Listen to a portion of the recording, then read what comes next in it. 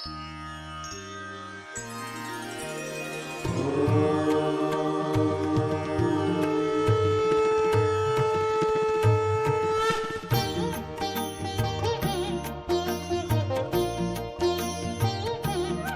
श्री महाकाल महादेव का फलित ज्योतिष शास्त्र में आपका स्वागत है। आज के टॉपिक में मैं लेकर आया हूं आज आपके लिए वैदिक ज्योतिष के अनुसार राशि परिवर्तन योग। तो इसी से संबंधित आज का टॉपिक है, जिसमें हम चतुर्थेश का राशि परिवर्तन से बनने वाले योग पर हम चर्चा करने जा रहे हैं भाग 4 के अंतर्गत, जिसमें चतुर्थेश और एकादशेश का राशि परिवर्तन व उनके फल पर हम चर्चा करेंगे। चतुर्दश द्वादश का राशि परिवर्तन तथा इनके फलों पर भी हम चर्चा करेंगे।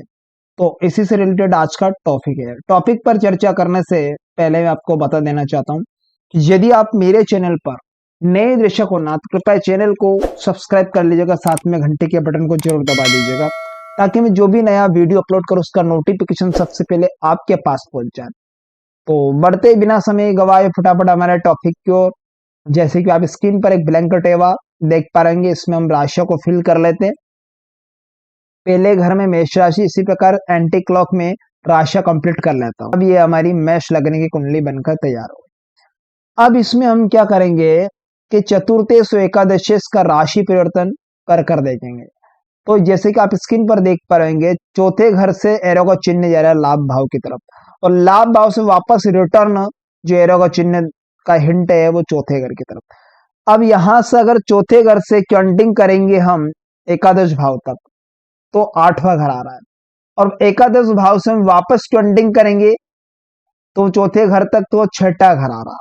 ठीक है, इधर से हम काउंटिंग करेंगे, यहां से गणना प्रारंभ करेंगे यहां तक इस भावों से लेकर, ठीक है, यहां से, तो ये हमारा 6ठा घर आ रहा है, और यहां से इधर से हम काउंटिंग करेंगे तो ये हमारा 8वां घर आ रहा है। अगर अब इन भावों के अंदर जो राशि इनके प्लेनेट ने राशि परिवर्तन कर रखा है, तो क्या फल होगा, अर्थात चौथे घर के लॉर्ड लाभ भाव में बैठ गए, तो चौथे घर के लॉर्ड कौन बनते हैं, अभी इस कुंडली में आप देख पाएंगे चंद्रमा, वो एकादश भाव में बैठ गए।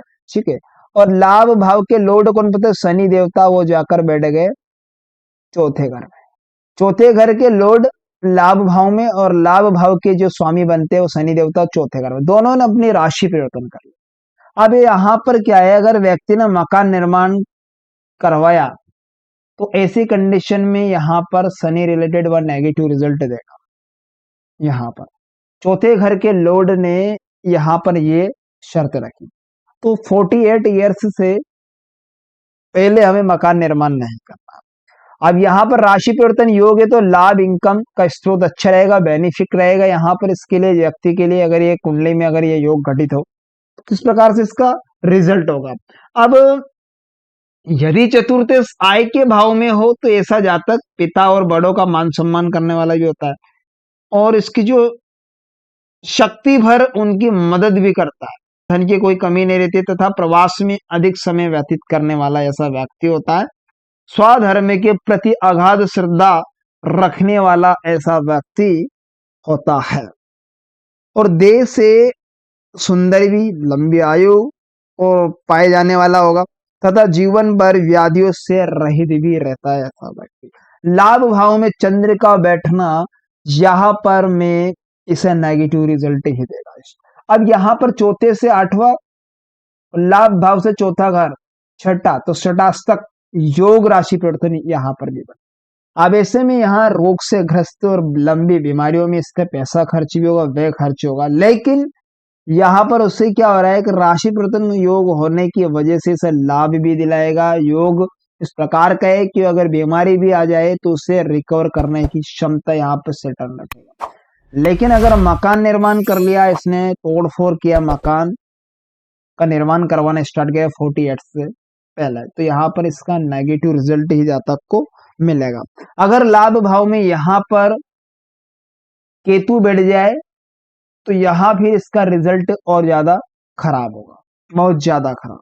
इसके साथ अब यही नहीं, अगर लाभ भाव में चौथे घर के लॉर्ड अगर चंद्रमा यहां पर बैठे, सूर्य से संबंध बन गया, अच्छी कंडीशन में सूर्य हो, तो व्यक्ति क्या करता है, प्रसिद्धि राइटर लेखक होता है, लेखन से धन कमाने वाला, यश मान के कीर्ति प्राप्त करने वाला, आई में क्रूर प्लेनेट हो, क्रूर ग्रह या पाप करने वाले ग्रह इसमें बैठे हो या पाप क्रांत सुकेश हो, तो जातक क्या होगा, जारज होता है। ऐसे कंडीशन में यहाँ व्यक्ति का आय की वजह से या लंबी बीमारियों में इसका धन खर्च होगा, घरेलू सुख शांति को भंग करेगा। इस प्रकार से योग घटित होता है कुंडली में। नेक्स्ट कंडीशन को देखते हैं, जैसे कि आप एरो को चिन्ह देख पा रहे होंगे, चतुर्थेश और द्वादशेश एरो को चिन्ह जा रहा है। चौथे घर के लॉर्ड मान लीजिए चंद्रमा 12वें घर में बैठ गए, जहां मैंने चंद्र लिखा है, ठीक है। अब 12वें घर के लॉर्ड बृहस्पति देव ये चौथे घर में बैठे, अपने उच्च का घर भी होता है, क्योंकि उच्च का घर कहने का मतलब चौथे घर में कर्क राशि में बृहस्पति देव और 12वें घर में चंद्रमा, ठीक है। दोनों ने अपना राशि परिवर्तन करके रखा।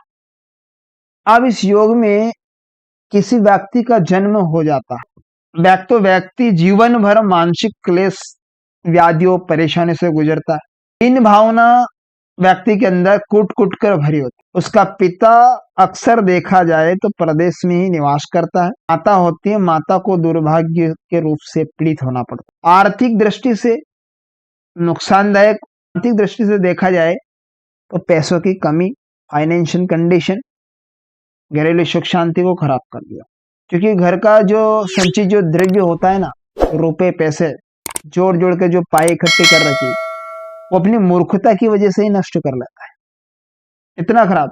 क्योंकि चौथे घर में अगर जो क्रूर ग्रह बैठ जाए या सूर्य मंगल है ना, या यहाँ पर केतु बैठ जाए, तो पाप क्रांत होकर भी वे भाव में होने की जातक को जारज और छोटी आयु में ही क्या होगा, उसका पिता की जो छत्र छाया होती है वो उससे वंचित हो जाती है। अर्थात कहने का मतलब पिता का साया ऐसे व्यक्ति के सर पर नहीं होता और भिखारी रहता है अगर ये योग आश्रित कंडीशन में हो।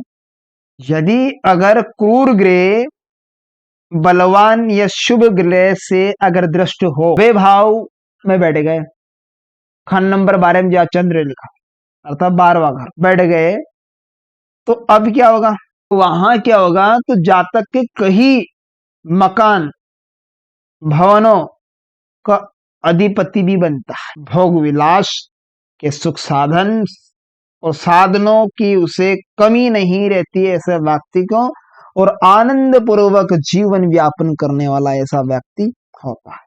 योग इस प्रकार से गठित होता है। लेकिन अगर चतुर्थ 12वें घर में हो और वहां पर चंद्रमा बैठे, उसके साथ में पाप क्रंथ प्लैनेट या शुभ ग्रह से दृष्टि भी हो तो, लेकिन अगर बृहस्पति इस भाव के लॉर्ड बनते 12वें घर के और चौथे घर में बैठे, पिता और दादा के सुखों की प्राप्ति दिलाएगा।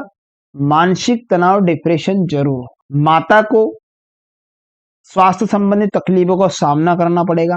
ये किस कंडीशन में, अब बृहस्पति चौथे घर में है, यहाँ पर क्लियर, बृहस्पति अब चौथे घर में, चंद्रमा 12वें घर में। अब बृहस्पति से 12वें घर को क्वांटिंग करेंगे तो 9वां घर आ रहा है। कौन सा घर आ रहा है यहाँ पर, 9वां। अब इस भाव में जहां चंद्रमा बैठे अर्थात 12वें घर से हम क्वांटिंग करेंगे चौथे घर, तो 1 2 3 4 5 5वां घर। अब यहाँ पर संतान संबंधित समस्या का समाधान भी होगा। संतान संबंधित अगर यहाँ नेगेटिव हो ये योग, कोई राशि प्लैनेट इनके साथ में बैठे तो नेगेटिव रिजल्ट देगा, संतान संबंधित प्रॉब्लम को क्रिएट करेगा। अब यहीं से अगर भाग्य के बारे में देखें तो भाग्य स्थान आता है बृहस्पति से 12वां घर, तो भाग्य भी पूरी तरह से इसका सहयोग प्रदान करता हुआ दिखाई दे रहा है। योग इस प्रकार से आपको ध्यान में रखना है। इस प्रकार से ये चतुर्थ इसका राशि परिवर्तन योग से बनने वाले योग, महायोग, दैन्य योग, इस पर हमने चर्चा की। तो आशा करता हूं आज का टॉपिक आपको बेहद इंटरेस्टिंग समझ में आएगा। तो मिलते किसी नेक्स्ट वीडियो में, तब तक के लिए आप मुझे दीजिएगा इजाजत। नमस्कार।